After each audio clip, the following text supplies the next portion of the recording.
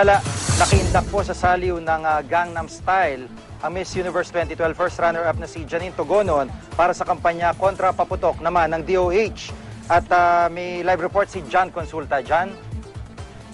Yes, Jiggy, lalong pinaigting ng DOH ang kampanya kontra sa paputok, katuwang ang 2012 Miss Universe first runner-up na si Janine Togonon. Kasama si DOH Assistant Secretary Eric Tayag, Eco-Waste Coalition at iba pang environmental groups.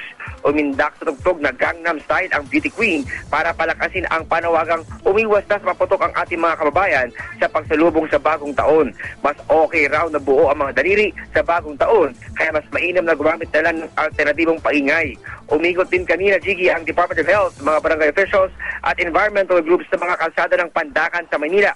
Bitbit ang flyers, torotot at mga paingay na gawa sa recycled materials tulad ng plastic bottles at lata. Sama-samang nangalampag ang grupo at hinikayat ang mga residente na tantanan na ang paggamit ng mga pinagbabawal na paputok. Bukod sa pinsala sa katawan, may perwisyo rin daw ito sa kalikasan.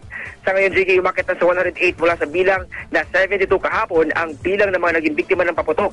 Bagamat mas mababa ito ng 26% kumpara sa bilang ng 147 na biktima sa kaparehong panahon noong isang taon.